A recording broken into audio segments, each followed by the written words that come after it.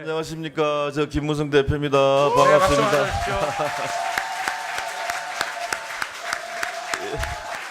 이렇게 좋은 봄날 우리 국회를 찾아주신 손님 여러분 대단히 감사합니다. 환영합니다. 우리 심인재 의원께서 모처럼 아주 좋은 아이템을 가지고 세미나를 여시는데 여기서 어떤 좋은 대안이 나오면 국회에서 적극 뒷받침하도록 하겠습니다. 여러분 잘 아시다시피 오늘 저희들 너무 바쁜 날짜라서 이렇게 인사드리고 가게 되면 양해해 주시기 바랍니다. 감사합니다.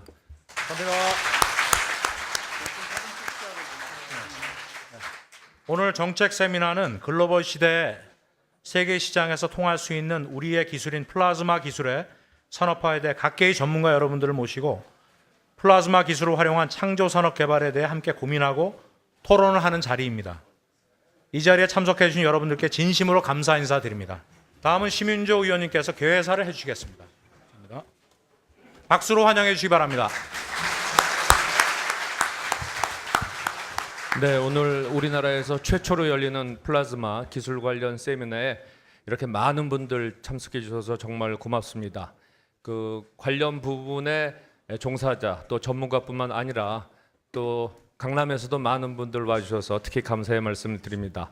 그리고 오늘 아침 일찍이 뵀지만 정말 오늘 하루 바쁜 일정을 보내시는 서청원 대표님 이렇게 임석해 주셔서 감사드리고요. 정갑은 부의장님 또 원유철 정책위 의장님을 비롯한 우리 선배 동료 의원님들께 각별한 감사의 말씀 드립니다. 길게 말씀드리지 않고요. 정말 플라즈마 기술 엄청난 것으로 알고 있습니다. 이것을 앞으로 어떻게 산업에 접목하고 그것을 필요한 입법 지원을 하느냐 하는 것이 오늘 세미나 주제가 되겠습니다. 특히 입법정책연구원을 저희 강남 제 지역구에 세워서 오늘 이 자리를 마련해 주신 우리 정진용 입법정책연구원장님께 각별히 감사의 말씀을 드리고 오늘 하루 정말 우리 앞으로 새로운 성장 동력을 마련하는 그래서 창조 경제를 실현하는 좋은 시간 되시길 바랍니다. 감사합니다. 감사합니다. 다음은 정진용 글로벌 입법정책연구원 이사장의 개회사가 있겠습니다. 큰 박수로 맞으시기 바랍니다. 감사합니다.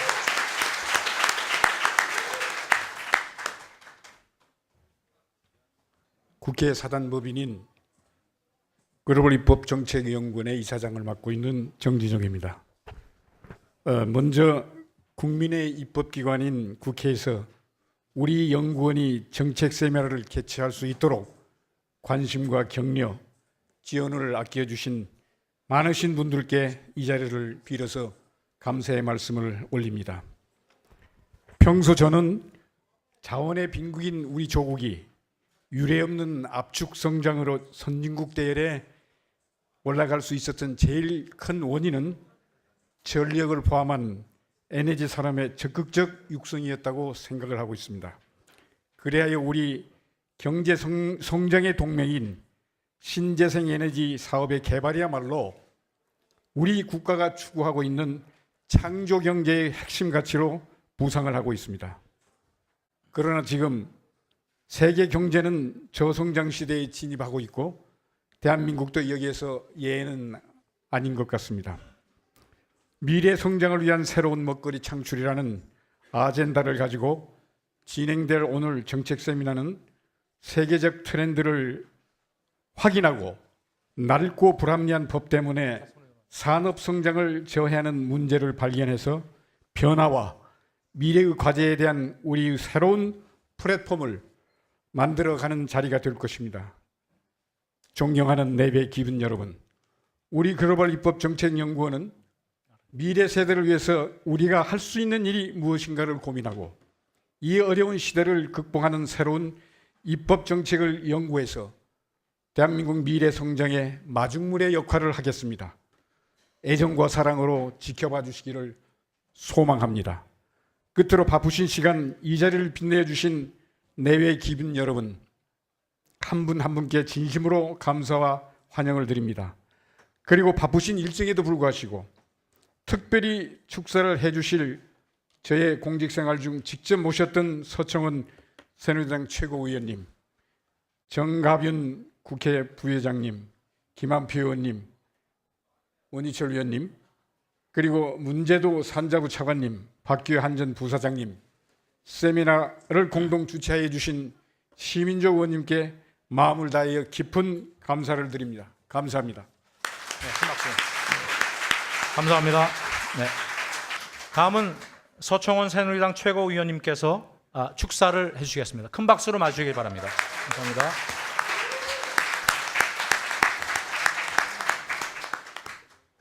제가 플라즈마 여러분 아시는 분들 몇 분 됩니까? 여기 전문가들 계시지만 저도 이거 축소해달라는데 야, 이 플라즈마가 뭐지? 그리고 한참 제가 들여다봤더니 쉽게 얘기하면 이겁니다. 우리가 셰일가스를 채굴하는데 그동안 물이 많이 들어가는 것 같아요. 그러면 환경오염이 대단히 나쁩니다. 또 물 부족 국가는 그런 그 셰일가스를 채굴하는데 아주 어려움이 많습니다. 근데 새로운 기술을 개발했어요. 물을 안 쓰고 셰일가스를 채굴하는 그런 기술을 대한민국 최초로 개발한 겁니다. 그러니까 저희가 부존자원 없는 국가가 살아갈 길은 창조경제 이런 걸 통해서 나라를 부강시키는 수밖에 없는데 이 기술을 개발한 것 가지고 이제 현재 이 기술은 어디까지 왔고 우리가 어떻게 미래에 이것을 수출을 통하거나 국내에 어떻게 이용해야 되느냐 하는 것이 오늘 세미나의 핵심인 것 같습니다. 대단한 거죠. 대단한 기술을 개발한 겁니다. 그래서 중국이라든가 아르헨티나라든가 오스트레일리아 이런 데는 물이 부족해서 그런 가스 채굴에 어려움을 겪고 있는데 오늘 전문가 여러분들 좋은 말씀을 통해서 우리 박근혜 대통령 정부가 추구하는 창조 경제를 통해서 국가가 좀 더 좋은 방향으로 나가는데 큰 역할을 하는 오늘 기반을 다지는 세미나다. 축하드리고 간략하게 인사에 가름합니다. 여러분 죄송합니다. 저는 1시 반부터 전 화성서 지금 올라옵니다. 회의 끝나고 화성 갔다가 화성에 큰 또 지역 일이 있어서 또 1시 반에 위원회가 있습니다. 2시에 본회의가 있습니다. 오늘같이 바쁘면 참 큰일이네요. 오래 몸 입고 가는 걸 이해해 주시고 여러분 제가 먼저 돌아가겠습니다. 고맙습니다. 예, 계속해서 다음은 정가윤 국회 부의장님께서 나오셔서 축사가 있으시겠습니다. 이 플라즈마 사업에 대해서는 뭐 이미 보니까 참 훌륭한 분들 많이 오셨네요. 특히 우리 발전 관련 회사에 계시는 분들 많이 오셨는데 우리 후배도 많이 오셨는데 정말 이거는 정말 우리가 뭐 1970년대부터 이 플라즈마는 우리가 이용해 왔는데 그 이후에도 우리가 여러 방면에서 플라즈마에 대해서 활용하고 있는데 근데 이게 상용화가 좀 힘들었죠. 상용화가 첫째 상용화가 힘든 이유는 뭐 여러분 잘 아시다시피 우선 이 실험 도구 뭐 이 고액 실험 도구 등 여러 가지 난제들이 참 많죠. 또 그리고 또 전문가 양성이라든가 이런 부분들이 많은데 아마 오늘 이 세미나를 통해서 앞으로 이 상용화의 길을 열 수 있도록 우리 산업통상자원부의 문제도 차관님도 오셨는데 여러분이 의논해서 좋은 방안을 마련해서 정말 앞으로 우리 창조 경제를 실현해 가는 과정에 플라즈마 산업이 크게 기여할 수 있도록 좋은 아이디어를 내주시면 저도 그 국회 부의장으로서 우리 정책 입법하는데 제가 최선을 다하겠습니다. 다시 한번 오늘 참여해 주신 여러분께 감사를 드립니다. 감사합니다. 감사합니다.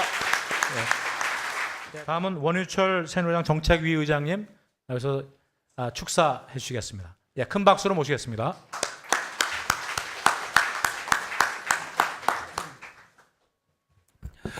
네, 먼저 축하드립니다.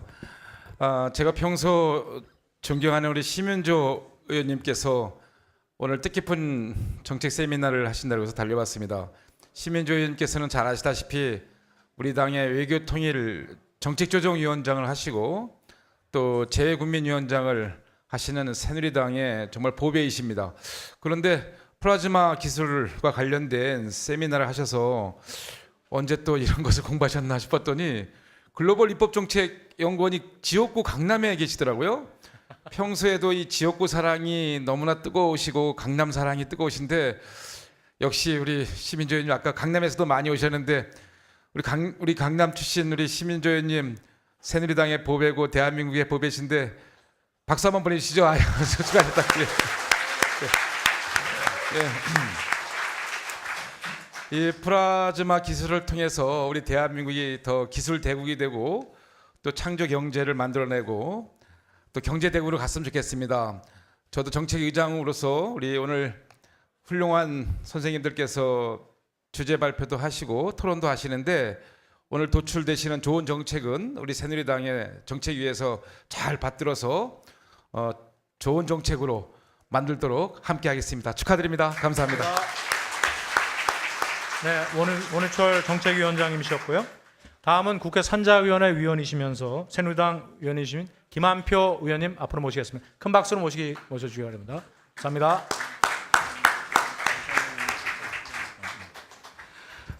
오늘처럼 바쁜 날 축사도 간단하게 했습니다. 우리 심윤조 의원 제가 존경하고 사랑하지만 제 친구입니다. 친구 잘 되는 모습을 꼭 보고 싶은데 많은 분들이 개인적인 칭찬을 아끼지 않았기 때문에 저는 생략하겠습니다.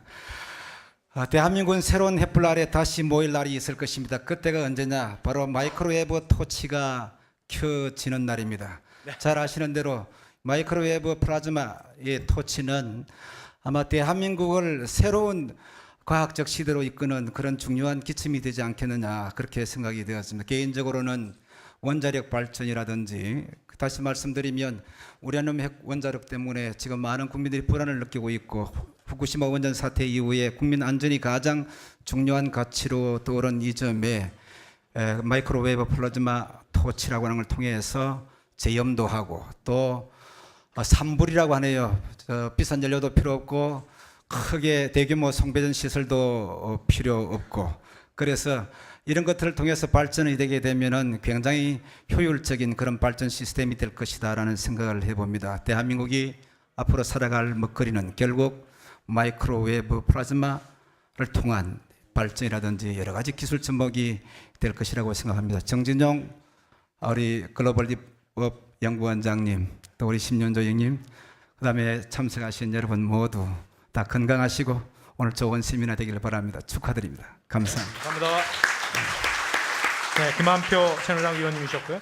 다음은 산업통상자원부 문재도 차관님의 축사가 있으시겠습니다. 큰 박수로 모시겠습니다.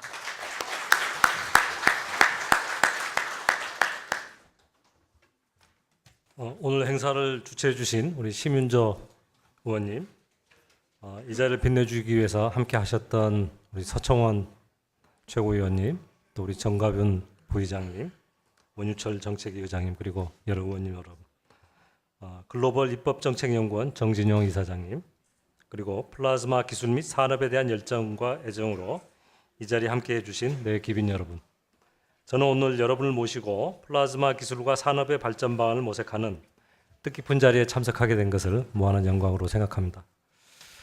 신재생 에너지 보급 확대는 현 정부의 핵심 국정 과제일 뿐만 아니라 기후변화 대응을 위한 에너지 신산업의 중심축으로서 정부의 신재생 에너지 산업 육성과 보급 확산을 위한 의지는 그 어느 때보다도 매우 강합니다.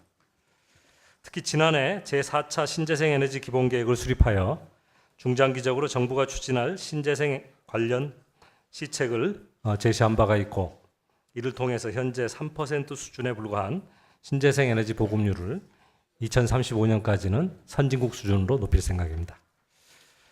특히 태양광과 풍력과 같은 전통적인 신재생 에너지에 대해서 국내 여건에 적합한 신재생 에너지원을 발굴하는 노력을 더욱 경주해 갈 생각입니다.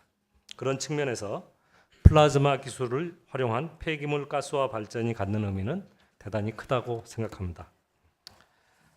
백락상마라는 말이 있다고 합니다. 천리마를 구해오라는 초나라 왕의 명을 받은 백락이라는 사람이 장터에서 소금 수레를 끌고 있던 명마를 알아보고 잘 먹이고 훈련시켜 천리마로 키워냈다는 말에서 유래한다고 합니다. 플라즈마 기술을 활용한 폐기물 가스화 발전도 그 가능성을 높이 평가하고 업계, 학계, 정부가 합심해서 노력을 한다면 우리나라 신재생 에너지를 대표하는 천리마로 반드시 육성할 수 있다고 저는 생각합니다. 정부에서도 이에 필요한 모든 노력을 아끼지 않도록 하겠습니다. 오늘 이 세미나가 이러한 발걸음의 큰 시작점이 될 것으로 저는 반드시 확신합니다. 대단히 감사합니다. 네, 문재도 차관님이셨습니다. 이어서 한국전력공사 박규호 부사장님의 축사가 있으시겠습니다. 예, 큰 박수로 모시겠습니다. 먼저 저희 조한익 한국전력 사장께서 오늘 축사를 해주시기로 하셨는데 지난 그 VIP의 남미 순방에 이어서 우리 한국전력에서 요르단에 560만 킬로와트 내연 그 발전소 준공식이 어제 압둘라 국왕을 모시고 있었습니다. 그래서 지금 비행기로 오시고 있어서 제가 대신 이렇게 축사를 드리게 됨을 송구스럽게 생각합니다.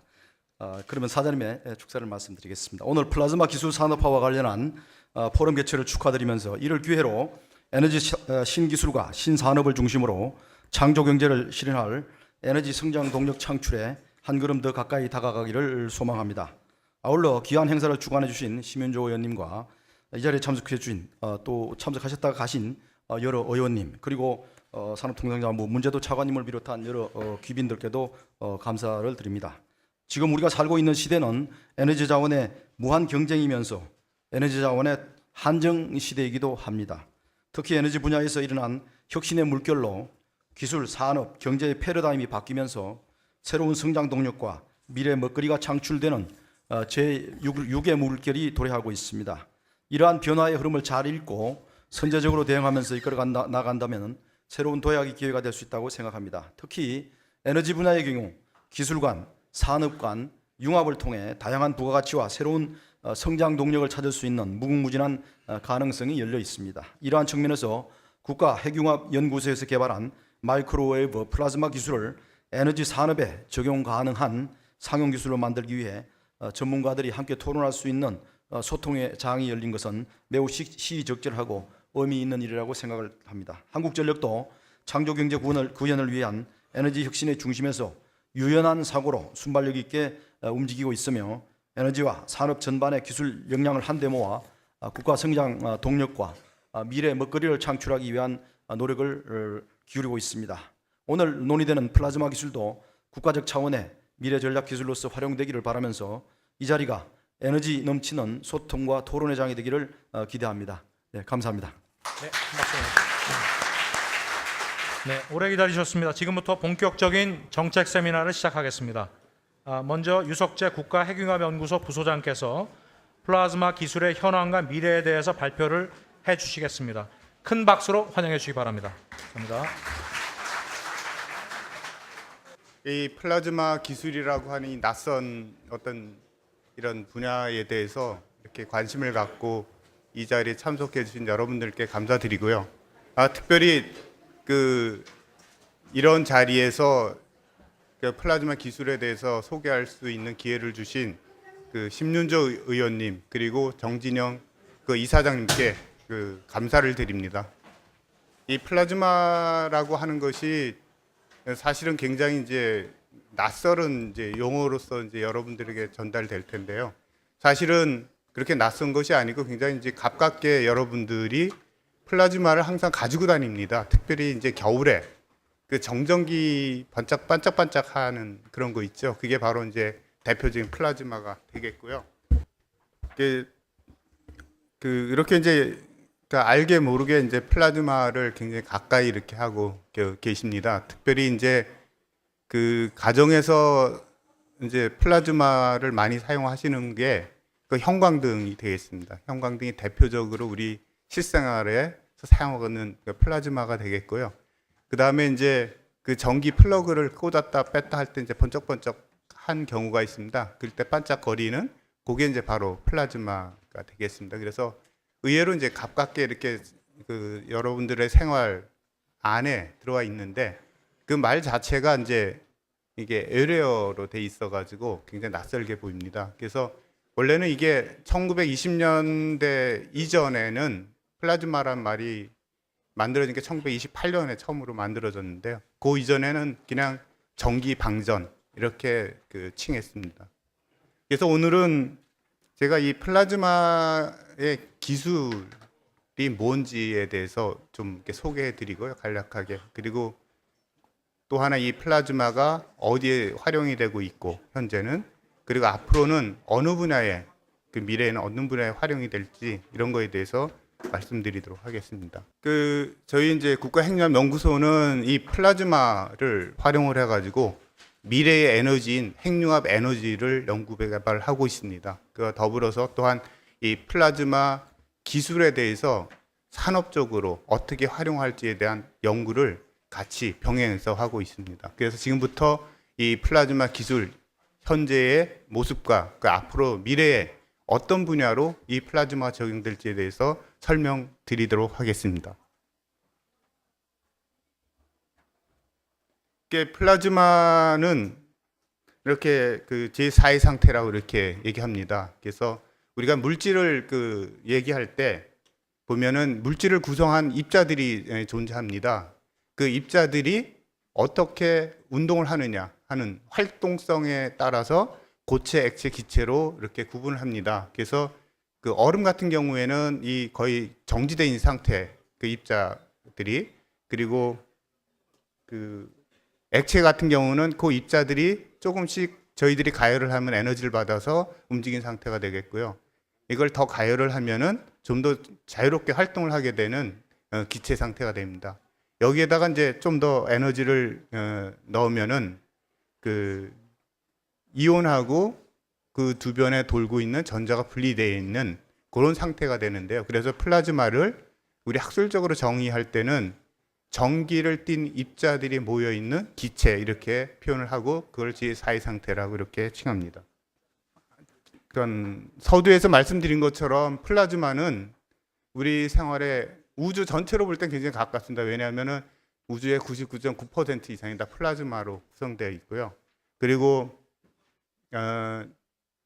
대표적으로 이제 번개, 그다음에 오로라라든가, 그다음에 좀 더 가깝게는 그 태양이 바로 플라즈마로 구성되어 있는 플라즈마 덩어리라 이렇게 표현을 할 수가 있습니다. 여기서 보이는 것 같이 이렇게 우리 일상생활에 보면은 플라즈마로 직간접으로 이렇게 활용하고 있는 많은 것이 있습니다. 그래서 뭐 노트북이라든가 텔레비전이라든가 뭐 기타 많은 부분이 있는데요. 최근에 와서는 여기 계신 이제 여성분의 얼굴에 이제 기미를 제거한다든가, 또 연예인들이 그 치아를 깨끗하게 하얗게 하기 위한 치아 미백이라든가 이런 쪽, 그 다음에 우리 신사분의 신발, 구두, 그러니까 운동화라든가 이런 이제 접착을 할 때 환경 규제 때문에 그 예전처럼 그런 접착제를 사용을 못합니다. 그래서 이제 플라즈마 처리를 해서 그 환경 규제 안에 아주 최소한의 접착제만 사용할 수 있도록 이런 식으로 되어 있습니다. 이렇듯이 이 플라즈마의 산업적 활용도 또 우리 일상생활 활용도가 매우 많다라는 것을 알 수 있습니다. 그래서 다음에는 이런 플라즈마들이 어떻게 이제 그 발전이 되어 왔는가 이렇게 것을 보여드리고 하겠습니다. 이쪽 Y축으로 이렇게 되어 있는 건 이쪽은 높이 올라갈수록 현재 시점에서 볼 때의 플라즈마 기술의 그 어느 정도 발달된 정도를 나타냅니다. 그러니까 여기는 좀 덜 발달되어 있고 조금 중간, 그다음에 아주 매우 발달된 그런 거고요. 요 X축은 과거, 그러니까 이걸 개발 시작한 시점을 얘기를 합니다. 그래서 과거, 현재, 미래 이렇게 이식을 하시면 되겠습니다. 그래서 처음에 플라즈마가 표면 계지나 신소재 개발 쪽에서 이제 시작을 했고 지금 굉장히 산업적으로 이거는 많이 사용을 하고 있습니다. 그리고 이제 그다음에 반도체 산업, 디스플레이 산업이 발전을 하면서 플라즈마의 전성 시대를 이룹니다. 우리나라 같은 경우에는 플라즈마 반도체 제일 국가답게 이 플라즈마가 그것을 견인을 해오고 있습니다. 이제 이 반도체 디스플레이 쪽에서 이제 기술이 이제 포화가 되니까 그 다음에는 저희들이 이제 적용을 시작한 게 바로 오늘의 큰 그 주제인 거인 그 플라즈마로 신재생 에너지 또는 신에너지를 개발하는 게 되겠습니다. 그래서 요 관련해 갖고 저희 이제 핵융합 에너지도 여기에 포함되게 되겠고요. 태양전지를 만든다든가 오늘의 주 주제인 그러니까 플라즈마 석탄 가스화를 하는데 이게 플라즈마를 사용합니다. 그리고 이제 그 다음에 삶의 질이 점점 좋아짐에 따라서 플라즈마에 의한 환경 문제 또는 환경에 여러 가지 이제 그 한계점이 드러나게 됩니다. 쓰레기를 어떻게 버리느냐, 뭐 기타 등등의. 그래서 이제 물, 공기, 토양, 그다음에 우리의 이제 산업 쓰레기, 폐기, 뭐 생활 쓰레기 이런 거에 대해서 어떤 식으로 친환경적으로 할 건가 이런 데에 대한 이제 플라즈마가 적용이 되기 시작을 했습니다. 그리고 2000년 이후에는 암 치료라든가 이런 이제 의료 기술의 접목이 되기 시작을 했고요. 그리고 나서 이제 우주 항공 쪽에는 굉장히 오래전부터 접목이 되어 있지만 아직은 시장이 크지 않기 때문에 이루어졌습니다. 그 얼마 전에 그 해왕성 쪽으로 가 있는 저기 로켓이 있습니다. 그 경우에 플라즈마 연료를 사용을 해서 플라즈마 추진체를 사용해서 갈 수 있었습니다. 그래서 현재 이제 쓰고 있는 나로호에 쓰고 있는 이제 액체라든가 고체 연료로서는 우주 여행을 하기 어렵고 그때는 플라즈마 연료를 사용해서 가야 되는 그런 거가 되겠습니다. 그리고 이제 최근에 와서 이 플라즈마를 농업 및 식품 쪽에 이제 활용하는 그런 일들이 진행이 되고 있습니다. 특별히 이제 그 VIP께서 이제 농업에 대한 중요성을 굉장히 강조를 하시면서 이 플라즈마 기술이 거기에 대한 또 하나의 이제 농업의 창조 경제의 하나의 견인 역할을 할 수 있을 거라 이렇게 보고 연구들이 이제 시작되고 있습니다. 그래서 이제 지금부터는 그 실질적으로 그런 연구들이 어떻게 되어 있고 산업에 어떻게 적용되는 대한 간단한 사례를 말씀드리도록 하겠습니다. 이게 표면 처리라든가 뭐 신소재 쪽에는 이런 것 같이 플라즈마에서 용접, 절단, 그다음에 이런 표면 공구를 이제 코팅을 함으로써 오래 쓸 수 있게 거의 다이아몬드 정도의 강도를 갖도록 그 표면 처리를 한다든가 실제 이제 다이아몬드를 만든다든가 또 여러 가지 그 공업용 세라믹을 만든다든가 하는 것이 있습니다. 그리고 이제 특별히 이제 자동차 산업에서는 이 플라즈마가 굉장히 많이 사용이 되고 있습니다. 여기 보면 이제 자동차 엔진뿐 아니라 이 겉에 쓰여지는 여러 가지 이제 재질들에 대해서 플라즈마를 처리를 하고 있고요. 또 최근에 와서는 이제 그 메르세데스 벤츠라든가 이런 이제 고급 승용차 쪽에서 이 매연가스, 특히 디젤 자동차의 매연가스를 저감하는 그런 기술들에 대해서 플라즈마를 이런 식으로 리액터를 사용을 해서 처리를 하고 있습니다. 그다음에 반도체 이거는 뭐 여러분들도 많이 아시다시피 저희 나라가 이제 제일 강국이기 때문에 반도체 디스플레이 쪽에 여기에 대해서 굉장히 많은 실제 반도체 공정의 80% 이상이 플라즈마 공정으로 이루어지고 있습니다. 그 정도로 반도체 산업은 거의 플라즈마 기반의 산업이라고 이렇게 말할 수가 있습니다. 그리고 이제 중요한 부분이 이 태양 자체가 바로 플라즈마 덩어리이고요. 이 플라즈마 덩어리에서 핵융합 반응이라는 것을 통해서 이렇게 빛을 내고 있습니다. 그래서 이것이 이제 핵융합 반응의 이제 메커니즘을 그림을 그린 건데요. 저희 핵융합 연구소에서는 실질적으로 핵융합 에너지를 개발하려고 하고 있고요. 또 하나는 이 반도체 공정과 비슷한 방식으로 태양 전지를 제조하는 데 플라즈마가 많이 쓰이고 있습니다. 그리고 다른 하나가 이제 석탄이라든가 또는 나무, 그다음에 쌀겨, 기타 등등의 이런 바이오 물질들을 통해서 저희들이 플라즈마를 가지고 가스화를 해서 연료로 활용할 수 있는 그런 또 연구들이 되어 있고요. 오늘은 아마 이 부분에 대해서 실제 산업에서 어떻게 산업화가 되어 있는지에 대해서 다음 이봉주 교수님이 상세히 설명해 드릴 것 같습니다. 그래 저희들은 요거는 이제 저희들이 그 내부에서 이제 개발하는 그런 과정이 되겠습니다. 요거는 스팀 플라즈마라 그래갖고 물을 증기로 만들어서 이제 플라즈마를 만들고요. 여기에 미분탄을 넣어서 이렇게 이제 그 가스화하는 그런 과정이 되겠습니다. 요거는 이제 그 생활 쓰레기를 가지고 생활 쓰레기에도 에너지 덩어리입니다. 사실은 그래서 이제 생활 쓰레기를 플라즈마로 이렇게 처리를 하게 되면 이렇게 수소라든가 일산화탄소 같은 그 굉장히 중요한 가치 있는 그 기체를 만들어낼 수 있고요. 기타 이제 다이옥신이라든가 이런 공해 물질들은 다 쪼개져 가지고 굉장히 친환경적인 그런 그 소각 처리가 가능해집니다. 그리고 여기에 남아 있는 고체들은 금, 은, 백금 뭐 이런 기타 귀금속들이 이쪽으로 모여져서 저희들이 이것을 도시 광산이라고 하는 용어로서 이제 산자부에서 이미 많은 지원을 해주신 분야가 되겠습니다. 그리고 이제 플라즈마를 또 어디에 쓰느냐? 그 이제 그 많은 고민들이 이런 이제 신발에 냄새 나거나 무좀 뭐 이런 문제 때문에 고민을 하는데 여기 보시는 게 이게 바로 플라즈마 그 발생 장치입니다. 그래서 이렇게 넣어가지고 하면은 냄새도 제거가 되고 소독도 되고 하는 거가 되겠고요. 최근에 와서 이제 공기 정화기가 많은 광고에 등장하는데요. 여기에 공기 정화기, 요 번지 집진기 부분이 바로 이제 이 플라즈마 그 기술을 활용해서 만들어진 거가 되겠습니다. 그다음에 이제 요거는 말씀드린 것처럼 이제 그 우주 공간에서 이 로켓이 이제 움직여갈 때, 뭐냐 예를 들면 달에서 이제 화성으로 간다든가 뭐 토성으로 간다든가 할 때는 이런 고체나 액체 연료로 가기는 어렵고요. 이 이제 플라즈마를 이용해서 추진을 하게 됩니다. 여기 보는 거는 이제 미국 나사 그 항공우주연구소에서 실제 이제 플라즈마를 발생해서 이런 추진 실험을 하는 그런 그림이 되겠습니다. 또 다른 하나는 이제 추진체, 그러니까 비행기의 여기 날개의 모습인데요. 예, 그냥 날릴 때는 여기 이런 식으로 와류가 생기면서 그 손실이 많아집니다. 그 비행기에 그러나 이제 여기 표면에 약간 보라색 보이는 게 플라즈마인데 이걸 띄워놓으면은 이렇게 아주 깨끗하게 이렇게 흘러가는 형태가 돼갖고 마찰이 적어져서 에너지를 굉장히 세이브할 수 있다. 거의 40% 이상 에너지를 세이브할 수 있다. 이렇게 볼 수가 있습니다. 그래서 이런 항공 우주 쪽에서도 이제 사용하게 되고요. 요게 이제 2000년 이후에 사용하는 이제 그 암 치료라든가 이런 의학에 사용하는 거고요. 요거는 그 적도 지역에 생기는 이제 이유 모르는 어떤 그 염증이 생기는 건데 이거는 우리 당뇨와 비슷해 가지고요. 이거는 그 항생제나 이런 게 듣지 않는다고 합니다. 그래서 이렇게 했다가 이렇게 잘라내고 또 더 되면 또 잘라내 이렇게 해서 이제 자를 수 있을 때까지 자르다가 이제 생존을 이제 끝내는 그런 좀 어려운 병인데 그걸 이제 플라즈마로 이렇게 3주 치료하니까 메꿔지더라는 거죠.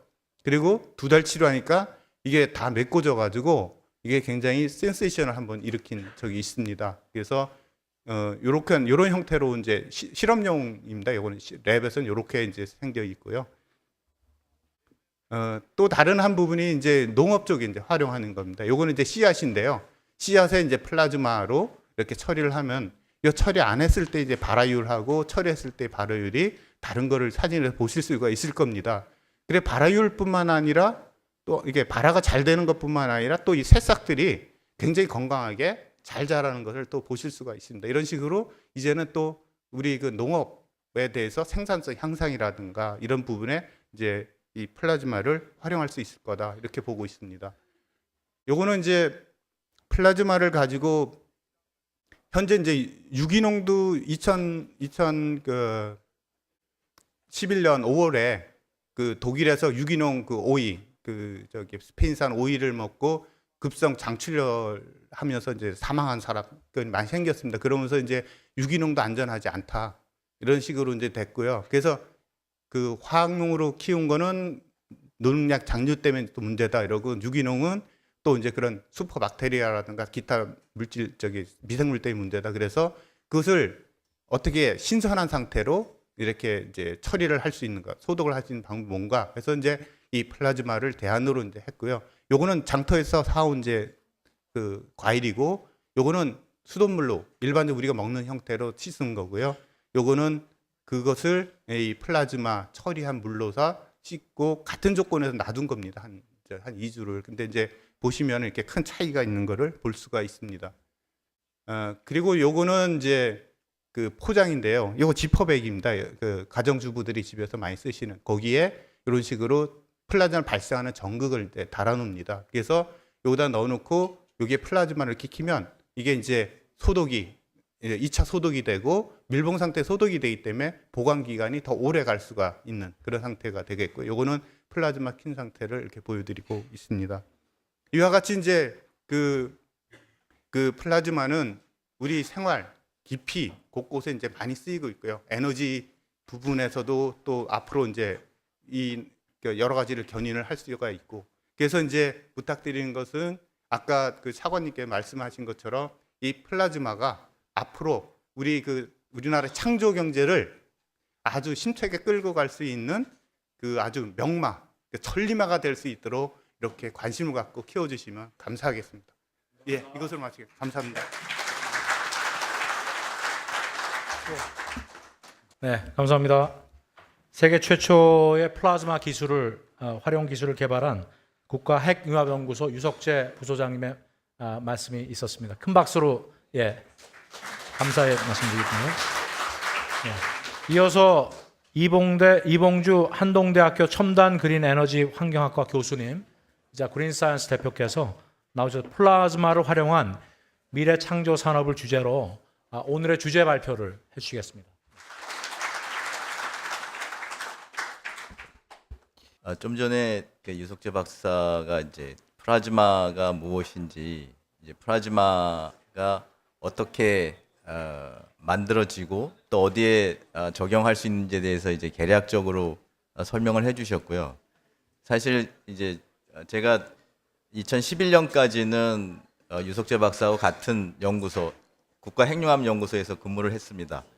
그래서 같이 이제 플라즈마 기술을 개발을 해왔고요. 이제 그 개발된 여러 원천 기술 중에서 이 산업화가 가능한, 이제 상용화가 가능한 기술을 골라서 저희가 이제 산업화를 지금 추진하고 있는 상황입니다. 그래서 2011년 3월에 이제 그린 사이언스라는 연구원 창업 기업을 만들어서 거기서 지금까지 상업화 연구를 해오고 있고, 이제는 상업화를 완성한 그런 기술들을 저희들이 이제 소개를 드리려고 합니다. 오늘 특별히 저희가 국회에서 이렇게 포럼을 갖는 이유가요. 말씀하셨지만 이 플라즈마가 원천 기술화 돼 있어 갖고 그거를 이제 산업화 하는데 저희들이 적용을 하다 보니까 전 세계적으로도 이제 최초의 산업들이 발생이 되는 겁니다. 만들어지는 거고. 근데 이 산업이 만들어지면서 꼭 따라와야 할 게 규제, 법 이런 것들이 꼭 따라와야지만 사실 상업화가 됩니다. 이제 그래서 저희들이 말씀드리겠지만 오늘 말씀드린 여러 아이템들이 사실 산업부, 미래부, 환경부, 농림부 이런 여러 부처하고 관련이 되어 있습니다.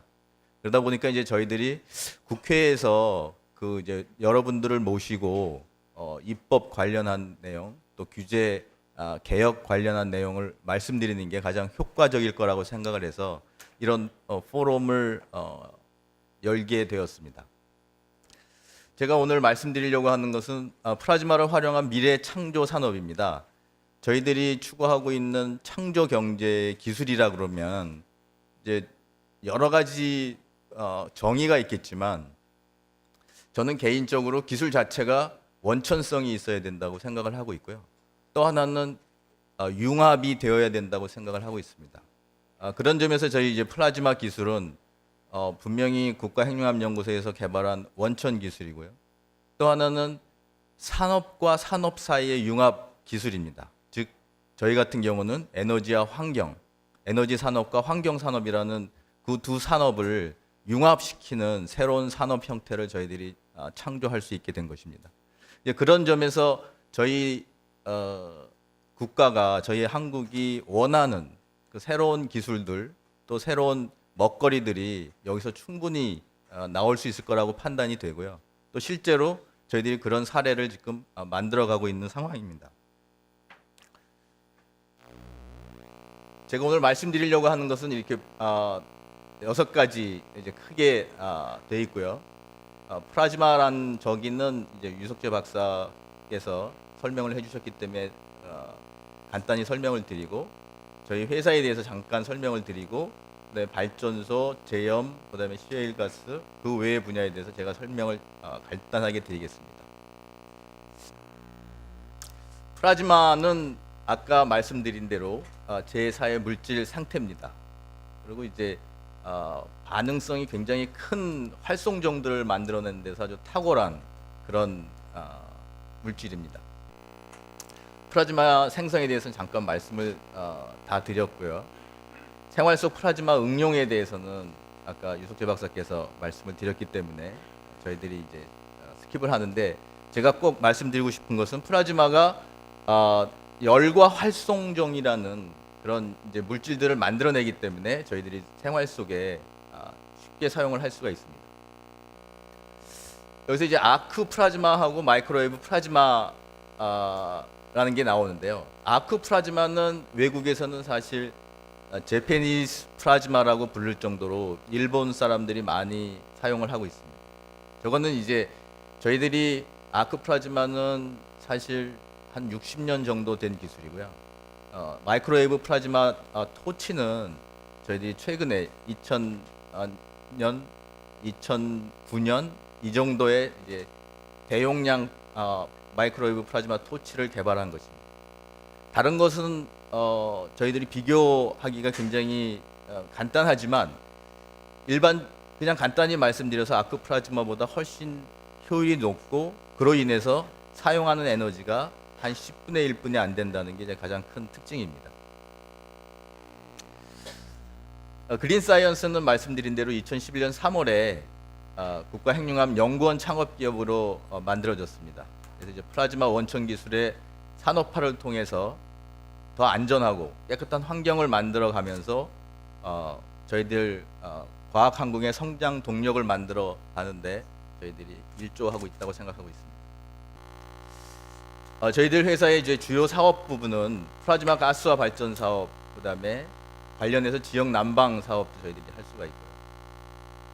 방사성 폐기물 제염 사업도 저희들이 하고 있고, 폐수 폐가스 처리도 하고 있고, 셰일가스 채굴 사업도 저희들이 추진하고 있습니다.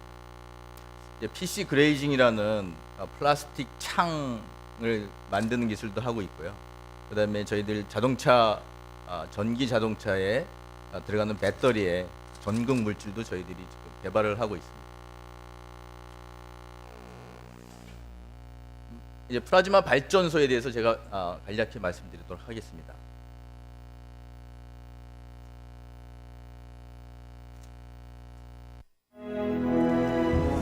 저희 회사를 소개하면서 플라즈마 발전소에 대해서 말씀드리는데, 이렇게 미분이 된 것들을 이제 플라즈마 토치를 통해서 가스화기에 집어넣습니다. 가스화기에 넣으면 그들이 가스화되면서 나오는 합성 가스가 나오고요. 합성 가스를 통해서 저희들이 발전을 할 수 있는 그런 장치가 되겠습니다.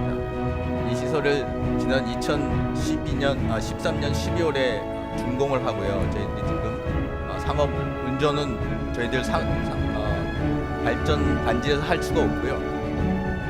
이제 데모 운전을 계속 지금 하고 있습니다. 지금 보시는 게 이제 마이크로웨이브 플라즈마 토치인데 수증기를 이용한 것입니다. 이 길이가 한 1m 30 정도 되고 지름이 한 10cm 정도 됩니다. 거기에 안쪽으로 석탄이나 폐기물들을 넣어서 플라즈마 토치에서 만들어지는 3000도 이상 되는 고온을 통해서 저희들이 발전을 하게 돼 있습니다. 이 마이크로웨이브 플라즈마 토치는 저희들이 방금 보여드린 플라즈마 가스화 발전소의 핵심입니다. 그래서 저희들이 말씀드린 활성종, 높은 반응성을 갖고 있는 활성종들을 많이 만들어내서요. 그걸 갖고 가스화를 할 수가 있고요. 또 전극이 없습니다. 아크 플라즈마 토치와는 다르게 전극이 없어서 전극 부식 문제도 없고요. 그다음에 그로 인해서 저희들이 스팀을 사용이 가능합니다. 그리고 연구소에서는 저희들이 실험용이기 때문에 그렇게 오랜 시간을 저희들이 마이크로웨이브 토치를 켤 필요가 없었지만, 이제 발전소라고 하면 24시간 365일 운전이 가능해야 되기 때문에 그 부분을 저희들이 이제 그린 사이언스를 통해서 개발을 완료한 그런 플라즈마 토치입니다. 그린 사이언스 플라즈마 발전소는 말씀드린 마이크로웨이브 플라즈마 토치 속으로 저급 석탄이라든가 우드칩 같은 바이오매스, 또 생활 쓰레기, 또 가축 분뇨 같은 것들을 이제 투입을 해서 그거를 가스화해서 나오는 가스를 갖고 발전을 하는 그런 시설입니다. 그래서 복합 발전이라고 합니다. 가스 엔진도 돌리고요. 그 가스 엔진에서 나오는 스팀을 이용해서 스팀 터빈에서도 돌리기 때문에 양쪽에서 전기를 만들어내기 때문에 굉장히 고효율이라는 얘기가 되고요. 그다음에 저급 화석 연료, 즉 가격이 싼 연료를 사용하기 때문에 저희들이 경제성이 상당히 우수한 그런 발전소가 되겠습니다. 지역 난방 기술에서 설계해 주신 3메가와트 발전소입니다. 지금 저희들 이거를 이제 저희 회사가 태백에 있는데 태백에 지금 건설 중에 있는 그런 발전소가 되겠습니다. 그린 사이언스 플라즈마 발전은 이 세 가지가 없습니다. 일단은 비싼 연료를 사용하지 않습니다. 저희들 석탄이라든가 석유, 가스는 100% 외국에서 수입을 해서 발전을 하고 있는데요. 그런 연료를 사용할 필요가 없고요. 그다음에 환경 오염이 없습니다. 이제 생활 쓰레기를 태울 때 가장 걱정들을 하시는 게 이 다이옥신하고 후렌이라는 독가스인데 그 또 가스가 원천적으로 나오지 않는 그런 발전소가 되겠습니다.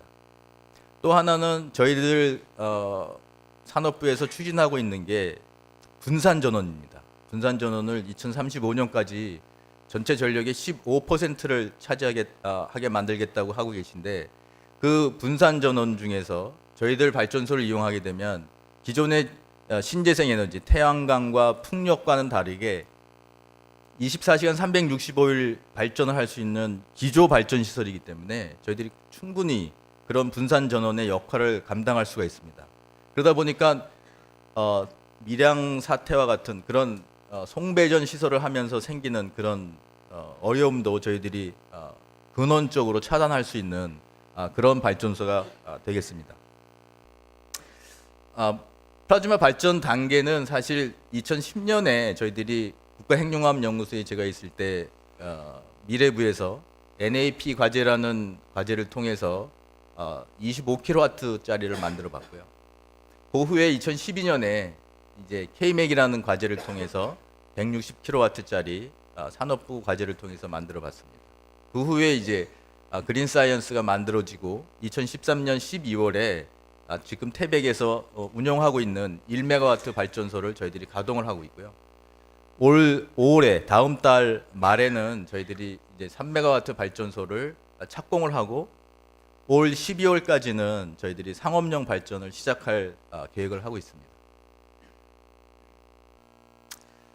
현재 말씀드린 대로 태백시에 3메가와트 발전소를 착공을 하고요.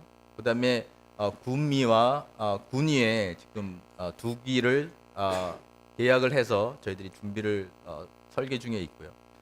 또 특별히 저희들 이제 부산 경남 지역에도 저희들이 이제 계획을 추진하고 있고 이제 철원은 저희가 좀 특별한 지역이라서 제가 이제 해놨는데 지금 준비 중에 있는 추진 중에 있는 건데 저기는 철원에 있는 돼지에서 나오는 그 축분을 돈분을 갖고 발전을 하는 그런 사업을 저희들이 추진을 하고 있습니다.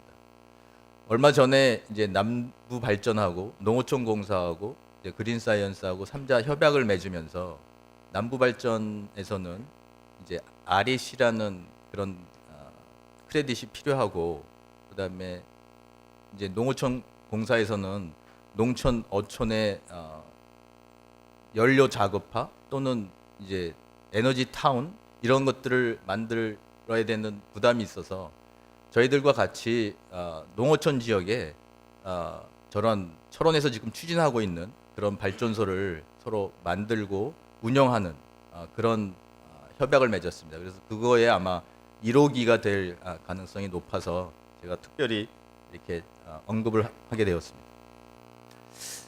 사실 국내에서 플라즈마 발전소라는 새로운 것을 갖고 사업을 하기가 굉장히 힘들었습니다.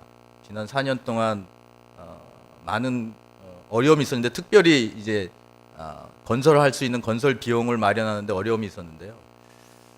생각보다 외국은 훨씬 더 잘 받아주셨습니다. 지금 이제 구체적인 상황으로다가 인도네시아에 저희들이 하루에 1,500톤 생활 쓰레기를 처리하면서 한 40메가 정도 발전소를 건설하는 프로젝트를 곧 결론이 날 정도까지 와 있고요. 그리고 S그룹이 이 사업에 잠깐 참여를 했었는데 그때 이제 만들어 놓은 세계 시장 규모가 예상하기를 한 5천조 원 정도 된다고 그렇게 지금 판단을 하고 있는 사업입니다. 그래서 말씀드린 저런 나라들이 주로 인도네시아 같은 경우는 이제 3메가와트 발전소 10,000기가 사실 시장에 나와 있습니다. 섬이 많기 때문에 이런 대규모 발전소를 짓기보다는 섬마다 한 3메가와트 규모의 발전소를 짓기를 원하죠. 예를 들어 또 카자흐스탄 같은 나라는 나라가 굉장히 큰데 사람이 살고 있는 마을들은 굉장히 떨어져 있습니다. 그리고 한 마을에 많은 사람들이 살지를 않습니다.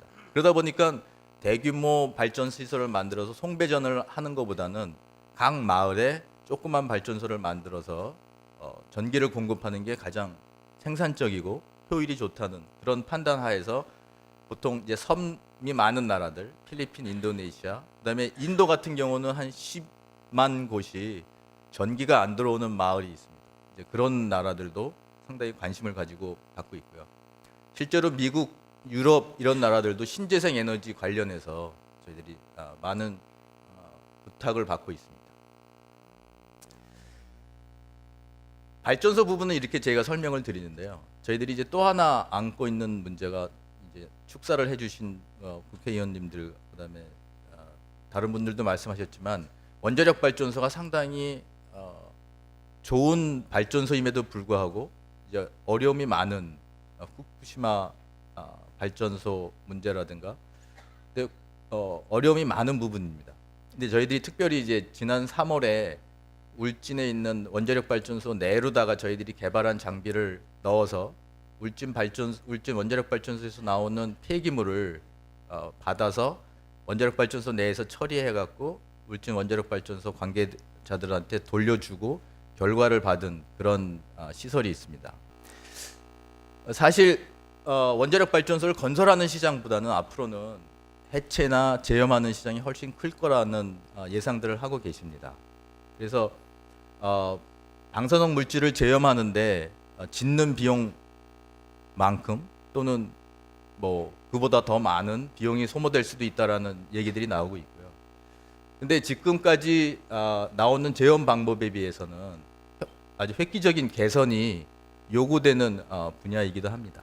이런 분야를 저희들이 이제 하고 있는데 현재 원자력 발전소에서 제염한다는 게 어떤 거냐면은 방사성 폐기물을 해서 방사능을 제거한다는 뜻입니다. 그래서 오염된 방사성 폐기물을 제거한다고 하는 뜻이라서 제염이라고 하는데요.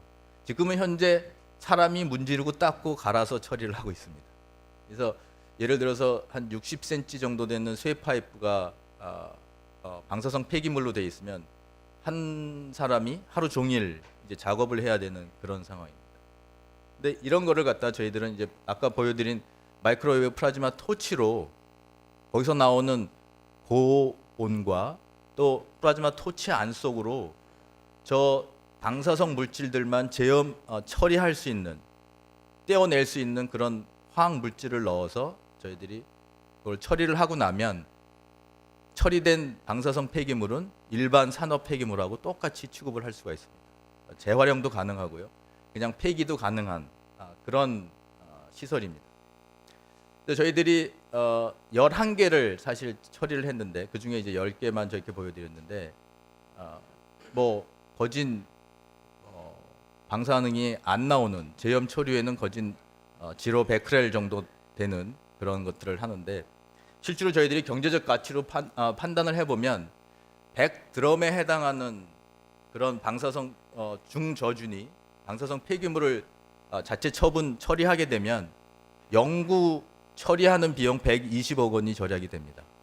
그러니까 상당히 부가가치가 큰 사업이고요. 전 세계에서 저희들만 할 수 있는 사업이기도 합니다. 여러 가지 제염 장치들이 있지만 저희 마이크로웨이브 플라즈마 토치를 이용하는 게 이제 작업자 피폭도 거의 없고요. 2차 폐기물도 없고 가장 높은 효율성과 경제성을 이제 원자력 발전소 내에서 저희들이 검증을 하고 입증을 한 그런 상황이 되겠습니다. 또 한 가지 저희들이 말씀드리고 싶은 분야는 이 셰일가스입니다. 셰일가스는 저희 나라에는 없습니다. 근데 미국, 중국, 오스트레일리아 아까 서청원 대표님께서 말씀을 하셨지만 근데 저희들이 자원이 부족하기 때문에 이 셰일가스를 저희들이 확보할 수 있는 전략은 꼭 필요하다고 생각합니다. 근데 확보할 수 있는 전략이 지금까지는 가서 돈을 주고 일부 지분을 사는 방식인데 저희들은 지금까지 나오지 않은 새로운 셰일가스 채굴 방법을 개발을 해서 그 셰일가스 채굴 기술을 갖고 담보로 해갖고 저희들이 셰일가스 전을 확보할 수 있는 그런 기술로 저희들이 개발을 하고 있습니다. 이 셰일가스 기술은 참 재미있기도 한데요. 보십시오.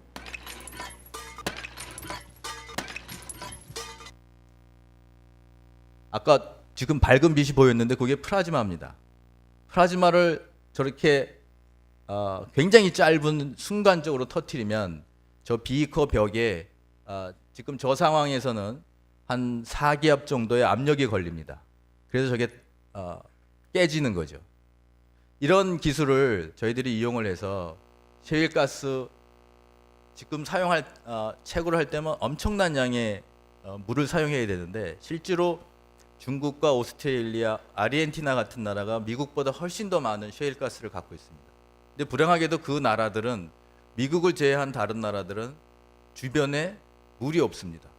그러다 보니까 있는데도 채굴을 못하고 있는 상황이죠.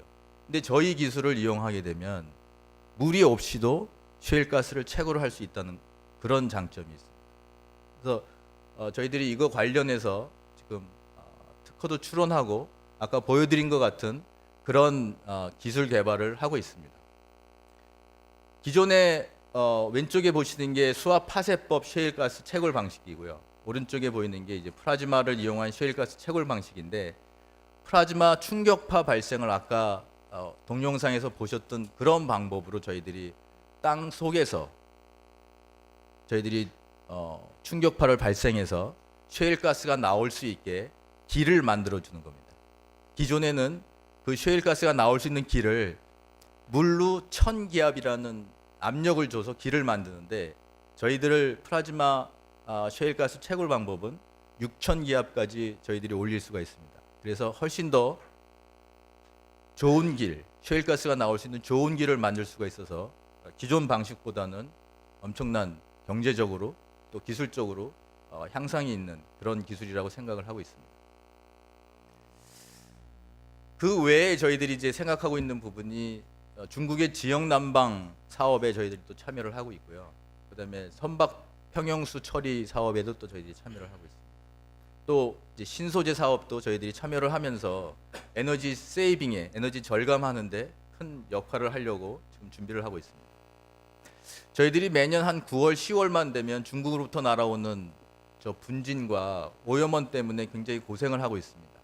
근데 상당수가 9월, 10월 되면 중국의 하얼빈, 베이징 이곳에서는 난방을 하기 시작해야 됩니다.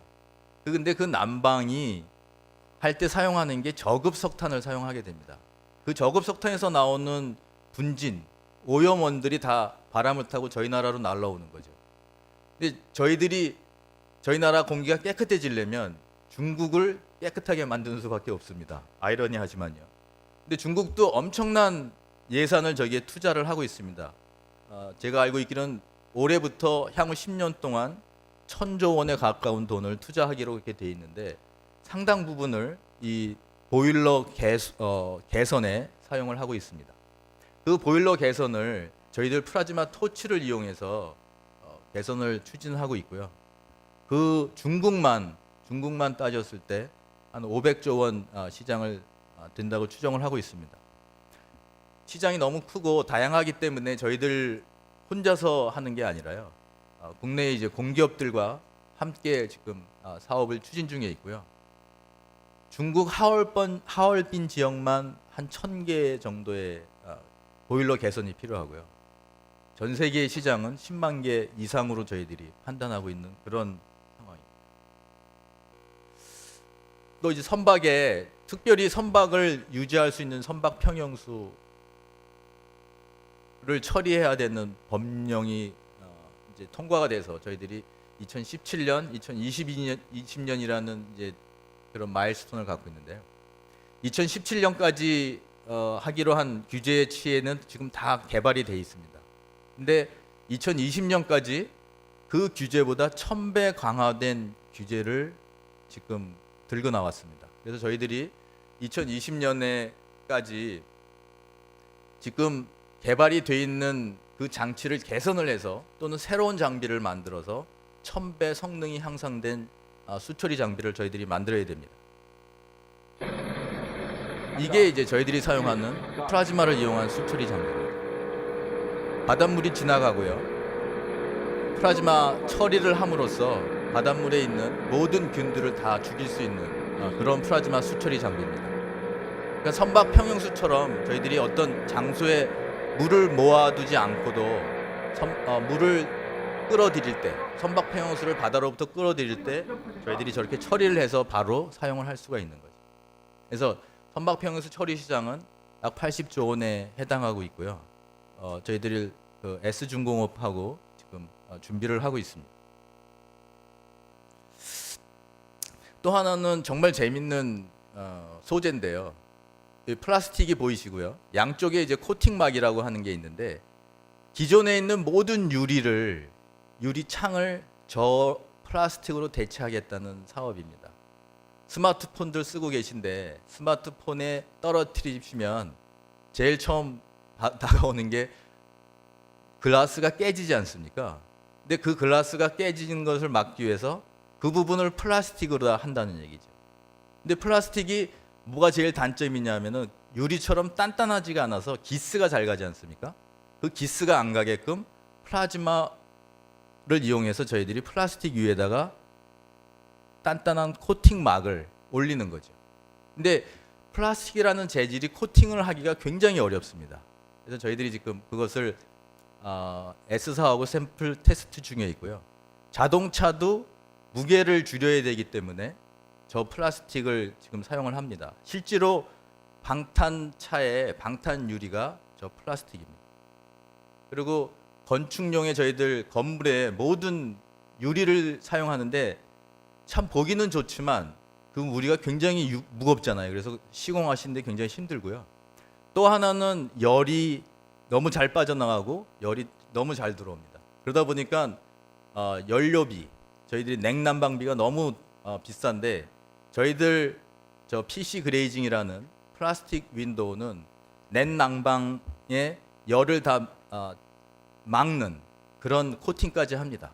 그러다 보니까 새로운 시장이 저희들이 이제 창출할 수 있고 생각해 보시면 알겠지만 엄청난 시장이 만들어질 수 있는 그런 신소재가 되겠습니다. 또 하나는 자동차 요새 전기차가 이제 대세로 가고 있는데 거기에 필요한 리튬이온 배터리, 리튬이온 전지, 2차 전지 이런 것 중에서 그 전극, 양극과 음극이 차지하는 코스트가 65% 정도 됩니다. 근데 그 부분을 사실 상당 부분을 일본에서 또 중국에서 수입을 해오고 있습니다. 네, 그러다 보니까 그 부분을 저희들이 갖고 있는 플라즈마 기술로 저희들이 더 성능도 향상되고 또 가격도 싼 그런 전극을 만들어낼 수가 있었습니다. 그런 부분도 저희들이 하고 있는 그런 사업 중에 하나가 되겠습니다. 이상과 같이 저희들이 국가핵융합연구소를 통해서 저희들이 원천 기술을 확보한 것들을 지금 산업화, 상업화 과정을 지난 4년 동안 해오고 있습니다. 말씀드린 대로 오늘 저희가 국회에서 이렇게 포럼을 열게 된 이유는 새로운 산업이다 보니까 새로운 법률과 새로운 규제가 필요합니다. 그리고 공기업들이 특히 이제 오늘 발전사에서들 많이 나와주셔서 정말 감사한데 발전 시설이 저희들이 감당하기에는 너무 비싼 시설입니다. 근데 이 감당하기 비싼 시설이지만 저희들이 꼭 해낼 수 있는 또 해야 되는 그런 당위성을 갖고 있기 때문에 저희들이 꼭 해줬으면 좋겠는데 그런 부분에서도 이제 발전사에서도 많이 도움을 해주셨으면 좋겠고요. 말씀드린 미래부, 산업부 이런 각 부처에서도 이 새로운 산업과 함께 만들어야 될 규제라든가 법령에 있어서도 저희들이 좀 좋은 제안이 됐으면 하는 마음에서 오늘 포럼을 열게 됐습니다. 경청해 주셔서 감사합니다.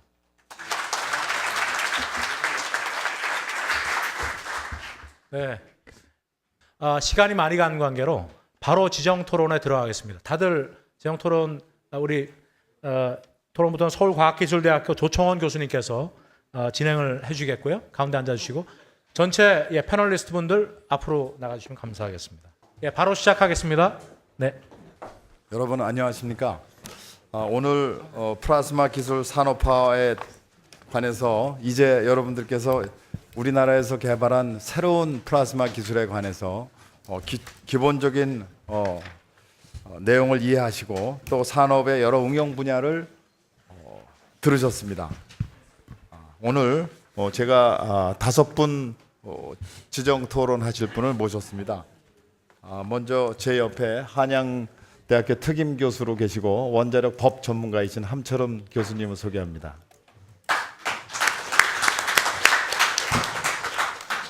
또 제 오른쪽에 매일경제의 과학 전문 기자로 계신 원호섭 기자님을 소개합니다.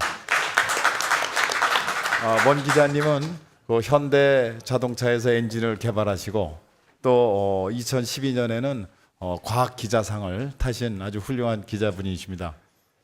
제 왼쪽에 이창한 새누리당 수석 전문위원님을 수석합니다.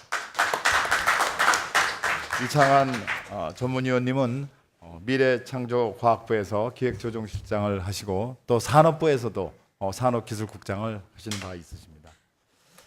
이진규 국장님을 소개합니다. 미래창조과학부의 오늘 기술의 기본인 원천기술 연구국장이시고 또 과학인재국장도 역임하신 분입니다. 산업통상자원부의 노건기 과장님을 소개합니다. 노 과장님께서는 오늘 우리가 토론하는 신재생에너지의 아주 중심 역할을 하고 계시고 앞으로 우리 신재생에너지가 선진국 수준에 가도록 하는데 중추적 역할을 할 것으로 기대되는 분입니다. 그러면 오늘 여러분의 시간을 아끼기 위해서 저희가 지금 2시 55분부터 우리 전문가 여러분들의 의견을 우선 5분의 의견을 먼저 듣겠습니다. 그래서 제가 한 5분 이내로 우선 5분의 아주 전문 의견을 좀 여러분이 들으시고 속으로 질문하실 거를 좀 생각하셨다가 아주 기탄 없는 건의와 또 질문을 해주시면은 오늘 저희가 맡고 있는 국회에서 많은 입법 사항 또 각 정부에서 추진할 사항들이 원만히 잘 추진되는 계기가 되기를 바라면서 오늘 토론을 시작하도록 하겠습니다. Especially, I would like to thank for the participation of foreign participant who is there.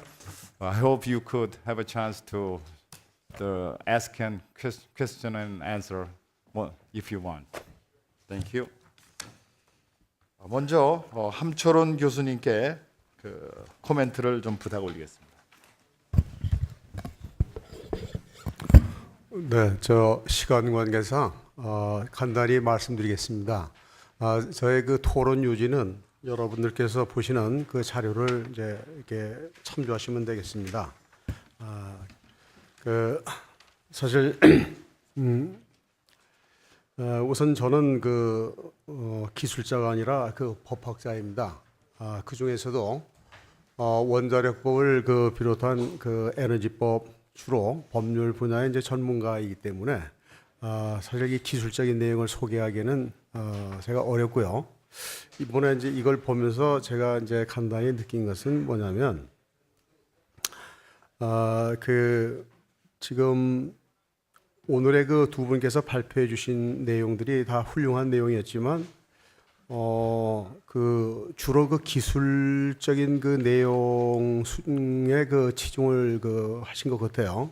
제가 알고 싶은 것은 현재 이러한 기술 수준이 외국의 어떤 선진 외국에 비해서는 각 분야마다 어떠한 차이가 있는가, 우리가 얼마나 뒤떨어져 있는가, 이러한 뒤떨어진 상황을 하나 빠른 시간 내에 단축시키기 위해서는 어떻게 해야 되겠는가, 이런 것에 대한 좀 소개가 있었으면 좋았겠다 하는 생각이 들었습니다. 그렇게 하면서 이제 제가 그동안 원자력과 관련된 많은 입법을 하면서 이쪽 분야에도 상당한 좀 입법이 좀 필요하지 않겠는가.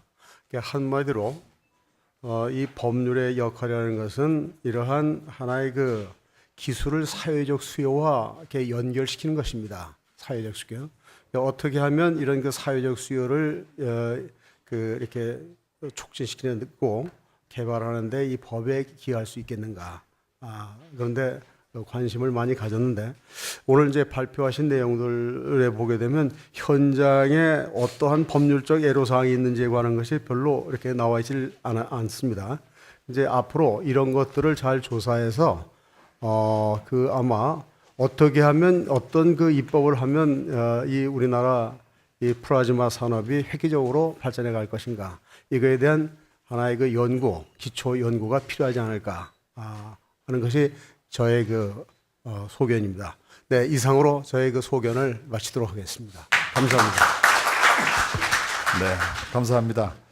기술 격차에 관한 내용, 또 현장의 애로, 법률적 애로에 관한 조사, 이 내용들은 저희가 말미에 의견을 좀 종합하도록 하고 또 이것이 좋은 건의로 발전되도록 하면 좋겠습니다. 다음에는 그 원호섭 기자님께 마이크를 넘기겠습니다. 예, 안녕하세요. 매일경제 원호섭이라고 합니다.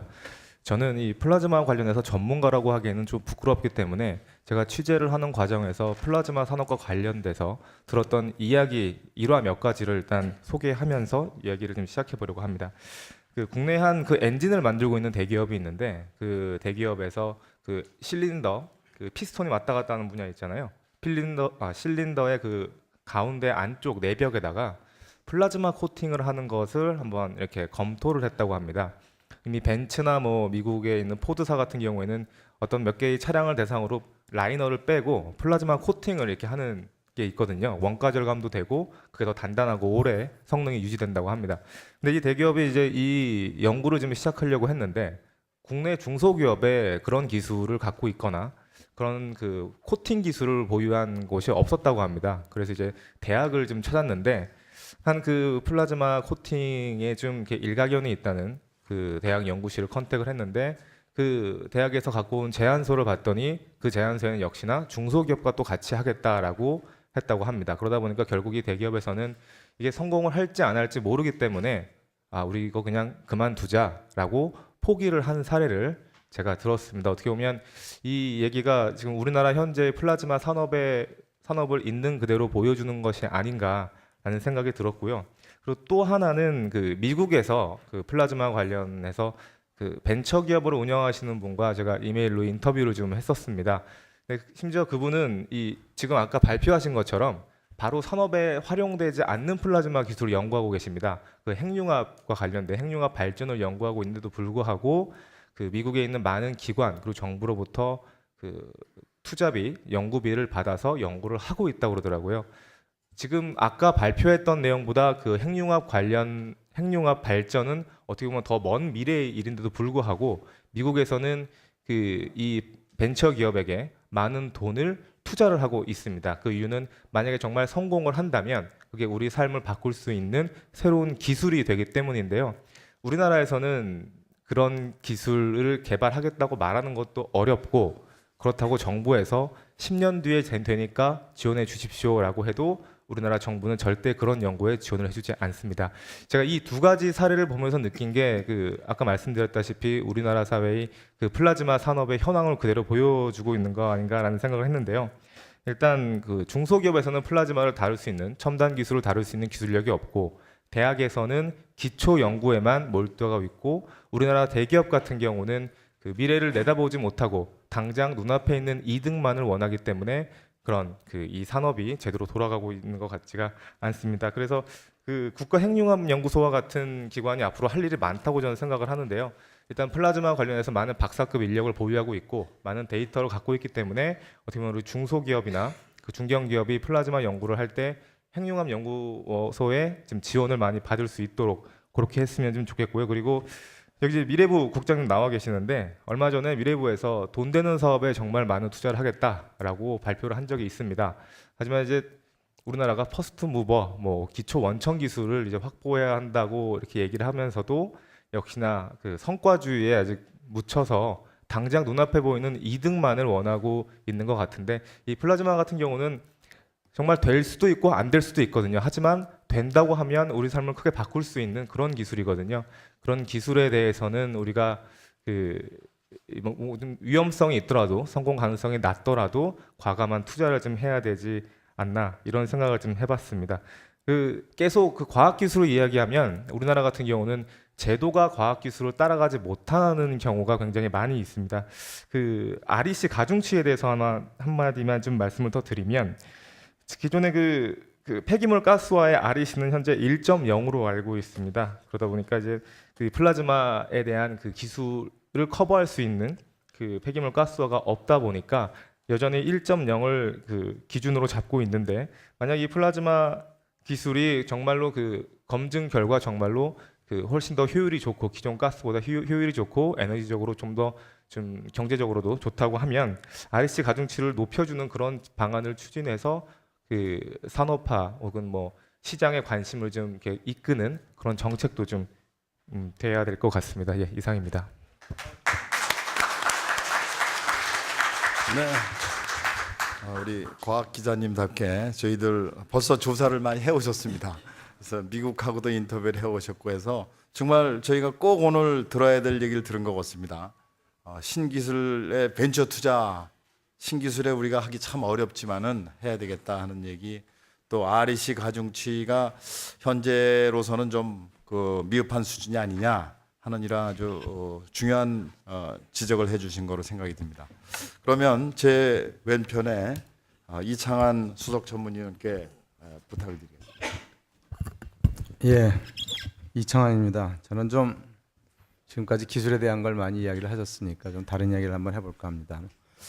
우리가 이 경기가 여러 가지 이유로 변동을 합니다. 생산 물량을 기업들이 조정을 한다든지, 또 설비 투자가 개최를 한다든지, 아니면 산업 구조가 조정이 된다든지 하는 식으로 해서 여러 가지 연수를 갖고 있는 경기 변동이 있습니다. 그 중에 우리가 소련의 경제학자인 콘드라티예프라는 사람이 주기가 40년에서 60년 정도 되는 콘드라티예프 파동이라는 경기 순환 이론을 1920년대 이렇게 발표를 한 게 있습니다만은 왜 그렇게 긴 시간을 두고 경기가 파동을 하느냐라는 거에 대해서 이론이 별로 없었는데, 우리 슌페터라는 경제학자가 이게 기술의 혁신에 의해서 그러한 것이 이루어진다. 우리가 누적된 기술이 축적이 되다 보면 어느 순간 그게 임계점에 이르러서 폭발을 할 때 경기가 저점에 이르고 그러한 혁신 활동이 시들해지고 기술 혁신에 대한 투자 수익률이 낮아지면은 다시 이게 경기가 하강을 하다가 어떤 저점에서는 다시 새로운 기술이 이렇게 발생한다라고 해가지고 이 신슈페터 학파라는 데 독일의 경제학자인 맨슈라는 사람이 있습니다. 제럴드 맨슈라는 사람이 1975년에 경기 순환 이론이라고 해서 우리 지구상에는 한 55년 정도의 주기를 가는 메가 테크놀로지라는 것들이 있어서 그러한 것들이 순환을 하면서 우리의 산업 생산을 좌우한다 해서 맨 처음에 이 양반이 제시한 게 산업혁명 때는 쇠와 철 이런 것을 혁신적인 기술 이론으로 했고, 1995년 정도 이 정도에 들어서 주로 이제 우리 앞으로 55년 정도를 이끌어갈 기술 중에 5가지 종류를 이렇게 이야기했습니다. 그 중에 하나가 New Source of Energy라는 게 있습니다. 그러니까 새로운 에너지원을 어떻게 가져갈 것이냐라는 것이 우리의 메가 테크놀로지 중에 하나가 될 것이다. 이제 이런 얘기를 했는데요. 제가 왜 이런 말씀을 드리냐면, 우리 어떤 기술이라고 하는 것이 메가 테크놀로지가 된다는 것은 그 사회의 생산력 자체를 변화시킬 수 있는 아주 거대한 기술입니다. 예컨대 지금의 ICT와 같은 것들, 그다음에 생명공학 이러한 것들이 다 이 맨슈라는 사람이 예언을 한 지금 21세기 초에 세상을 바꿀 기술들일 것이다 이렇게 예측을 한 것들이고, 1975년에 그런 예측을 했으니까 상당히 괜찮은 이론을 만든 거라고 생각을 하고 있습니다. 우리 플라즈마라는 테크놀로지가 과연 세상을 혁신시킬 수 있는 이런 메가 테크놀로지가 될 수 있겠는가? 메가 테크놀로지가 될 수 있으려면 적어도 3가지 정도의 요건을 갖춰야 됩니다. 하나는 생산 제품에 침투를 할 수 있을 것. 그다음에 두 번째는 다른 산업의 생산력, 생산 설비, 생산 방식에 영향을 줄 것. 그다음에 세 번째로 투자가 굉장히 몰릴 것. 이왕 투기 현상이 발생을 해야 되는 거죠. 우리가 옛날에 뭐 기차 투기라든지 ICT 투기라든지 또 뭐 라디오 투기라든지 이런 게 다 투기가 일어나던 적이 있지 않았겠습니까? 그러니까 투기가 일어날 수 있어야지 그 산업을 바꿀 수 있는 이러한 혁신 활동이 일어날 수 있겠다. 이제 이런 것이 되겠습니다. 그런데 플라즈마라는 건 굉장히 중요한 거고 어려운 기술입니다. 여러분 뭐 쉽게는 형광등 같은 데서도 볼 수 있지만 조금 전에 설명할 때 우주를 가는 연료라고 하지 않습니까? 도대체 플라즈마가 뭔데 우주를 갈 수 있을까? 뭐 쉽게 말하면 번개불 떼자는 거죠. 이게 우리가 고체부터 시작해서 기체로 또 기체를 넘어서 플라즈마와 같은 것으로 가면서 에너지 준위가 높아지기 때문에 우리가 에너지를 뽑았을 수 있는 쉬운 상태로 가는 것이고 그러한 것들을 떼는 것이 우리가 에너지를 활용하는데 쉽기 때문에 그리고 한꺼번에 많은 양의 에너지를 쓸 수 있기 때문에 이제 이런 것이 중요하다 이렇게 보는 거죠. 결국 이러한 겁니다. 인류의 과학 문명의 발전이라고 하는 것들은 우리가 가장 어렵고 가장 고온, 고압 이러한 극한 기술을 우리의 실생활에 사용할 수 있느냐 없느냐 그러한 것을 일반화시킬 수 있느냐 없느냐라는 것이 관건이죠. 우리 알 수 있는 기술은 굉장히 많이 있습니다. 그러나 이것을 상온 상압에서 활용할 수 있는 것이 노하우가 되는 것이겠죠. 그런 점에서 본다면은 플라즈마 기술을 활용해서 우리가 실생활에 쓴다는 것은 우주의 신비를 우리 앞에 일반적인 것으로 가져다가 만드는 것이다 이렇게 보시면 되겠습니다. 그러니까 우리 우주의 의미를 다시 실생활로 보낸다는 게 얼마나 어렵습니까? 우리 코스모스라는 이러한 그 방송을 쭉 봤지만은 그거 보면 굉장히 이해하기는 어렵지만은 무엇인가 사람을 전율케 하는 아름다움, 그 신비, 그런 폭발적인 느낌 같은 것이지 않겠습니까? 아마 플라즈마가 그런 것이 아니겠느냐. 결국 이런 것을 우리가 늘 쓸 수 있다고 하는 것들. 그러한 점에서 이 플라즈마라는 걸 한번 접해보면 어떻겠느냐라는 생각을 우선 해봅니다. 그다음에 이제 두 번째는 산업이라고 하는 것은 그냥 투자만 되는 것이 아니고 역시 수요가 있고 그 수요가 집약이 되고 그 집약된 수요가 일반한테 쓰일 수 있는 이런 미케니즘이 같이 이루어져야 되는 것이다라고 볼 때 우리가 플라즈마가 일반적인 기술을 넘어서 우리가 흔히 사용하는 제품으로서 아주 광범위하게 이용될 수 있는 전반적인 시스템을 구축을 할 수 있겠냐라는 것을 한번 고민해 봐야 될 것입니다. 우리가 플라즈마를 생산하는 기업들은 몇 개 있을 겁니다. 여기 뭐 플라즈마 토치도 있고 의료기기도 있고 있지만은 몇몇 기업이지 그것을 우리가 전반적으로 우리 사회에서 일반적인 존재로서 보기에는 아직도 좀 미흡한 것이 아니겠냐. 그렇다면은 우리가 흔히 말하는 산업조직 면에서 말하는 클러스터링, 서로 융합을 함으로써 서로 이렇게 끼리끼리 모이고 관련된 산학연이 모이고 거기에 또 다른 어떤 띵크탱크들이 모여서 집약을 시켜서 하는 구조혁신이라는 것이 있어야 되겠다라는 점에서 우리가 이걸 어떻게 클러스팅할 것인가라는 것을 좀 고민을 해야 되겠다는 생각이 들고요. 지금 우리 경제가 어렵습니다. 뭐 1% 성장이라는 것도 그렇게 쉬운 상황이 아닙니다. 우리 아마 더 어려워지면 어려워지기 쉽게 안 될 겁니다. 우리가 인구가 계속 줄고 있고 지금 우리가 첨단해서 싸우는 제품은 1인당 6만 불, 10만 불짜리 제품을 만들어서 싸워야만 우리가 앞으로 4만 불이 될 수 있는 겁니다. 우리가 1인당 3천 불짜리 제품도 만듭니다. 아직. 그러나 누구는 7만 불, 10만 불짜리를 만들어 줘야만 우리가 4만 불, 5만 불로 가야 되고 지금 우리는 그런 것만 가지고 싸우고 있습니다. 이게 냉엄한 현실을 보자면은 중국이 우리보다 더 앞선 기술을 갖고 있는 분야가 꽤 있어요. 사실은 지금 우리가 옛날에 기계 설비를 살 때 제일 많이 수입하던 나라가 일본이었습니다. 지금 어디서 수입을 하는 줄 아십니까? 중국에서 수입해왔습니다. 우리나라의 설비를 중국에다가 의존을 하고 있습니다. 이러한 것이 당금의 현실이다. 강남구에 사시는 분들은 이게 좀 좋은 데서 사셔가지고 좀 이런 데에서 좀 덜 할지 모르지만은 굉장히 쉽지 않은 상황에 있다. 이런 데에서 이러한 우리가 10만 불짜리 기술을 빨리 개발하고 산업화하고 이러한 것을 우리나라의 강점으로 가져가는 것만이 우리가 살 수 있다. 이런 것이야말로 정말 잘 사는 데에서 이거 해줘야 되는 이러한 겁니다. 이게 오지에서 나올 수 있는 기술이 아니거든요. 이게 우리가 수없이 많은 지식과 수없이 많은 경험, 이러한 아주 최첨단의 이러한 것들이 모여서 이루어지는 것이기 때문에 우리가 이런 것에 대해서 고민을 해보고 다만 이러한 것을 법제화의 가능성에 대해서는 지금까지 이러한 개별 기술에 대한 법제화들이 좀 있었습니다. 그런 것과의 이 균형 감각 또 그런 과거에 있었던 법들의 효과 한번 면밀히 분석을 해보고 또 법제화를 한다면은 무엇을 담을 것인가에 대해서도 조금 더 큰 고민이 있어야 되지 않을까 이렇게 생각을 하면서 여러분들의 많은 관심을 부탁드립니다. 감사합니다. 네, 고맙습니다. 말씀하신 것 같이 지금 이제 임계점에 와 있는 플라즈마 기술을 아주 토치로 올릴 수 있는 좋은 아이디어를 좀 개발하자는 아주 뜻깊은 말씀이신 것 같습니다. 이진규 국장님. 예. 미래부 기초원천연구정책관입니다. 제가 공대를 나왔습니다만 제가 학교를 다닐 때 플라즈마 얘기가 그때 이제 제가 학부 때 잠시 얘기를 들었습니다. 그때 액체도 기체도 고체도 아닌 제 사회에 뭔가 아주 희한한 것이 있다라는 얘기를 그때 들었고 이제 오늘 주제 발표까지 보면은 이제 상당히 그 기술도 상당히 많이 발전했고 우리 일상생활에도 상당히 많이 다가와 있는 것을 이제 느낄 수 있었습니다. 아까 그 매경 기자님도 그런 언급을 잠시 하셨습니다만은 마치 이제 우리가 좀 플라즈마에 대해서 너무 투자를 안 하고 있고 너무 눈앞에 그것만 하고 있지 않냐라는 이제 좀 그런 지적이 있어가지고 잠시 이 자리를 빌어서 물론 저희가 이제 충분하지는 않습니다. 아주 뭐 정부의 재정이라는 것이 항상 그 제한적이기 때문에 충분하지는 않습니다만은 또 나름 플라즈마의 그 R&D에 대한 투자를 하고 있습니다. 그것을 잠시 좀 소개를 좀 드릴까 합니다. 그래서 저희가 이제 플라즈마에 대한 R&D 투자는 이제 기초 연구라든지 또는 이제 분야별로 쓰는 에너지라든지 환경, 의료, 바이오 같은 이런 분야의 연구 사업을 통해서 이제 정부 투자가 한 500억 규모로 이제 진행이 되고 있습니다.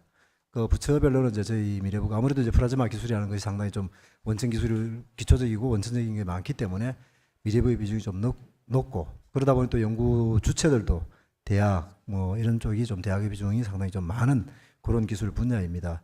근데 이제 최근에 와서는 이제 그 종래의 어떤 기초 원천 분야보다는 조금 이제 응용 분야 쪽으로 조금 투자 비중이 조금씩 이제 커져가고 있는 상황에 있습니다. 그래서 기존의 어떤 반도체나 전자부품 중심에서 에너지나 환경, 뭐 의료 바이오 분야에 이제 관심이 확대되고 또 여기에 어떤 플라즈마를 조금 응용을 하기 위한 어떤 원천 기술의 개발에 대한 이제 관심이 조금 커져 있다는 걸 이 자리를 빌어서 이제 잠시 좀 소개를 드리겠습니다.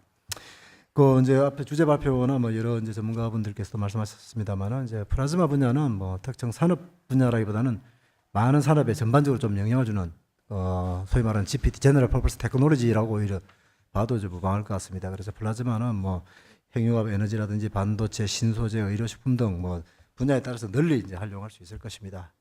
하지만 이제 우리 국내의 뭐 플라즈마 응용 기술은 반도체 산업 발전과 함께 이제 성장을 했습니다만 아직 그 기술력은 상당히 좀 미흡한 단계입니다. 그래서 앞으로도 계속 좀 지원이 이제 필요한 겁니다. 특히 지금 이제 오늘 주제 발표에서도 그런 몇 가지 그 활용 예가 나왔습니다만은 이제 그 수요가 커지고 있는 농식품이라든지 의료, 이런 에너지 환경, 이런 새로운 신산업 분야의 어떤 플라즈마 융복합 기술의 어떤 향상이 필요합니다.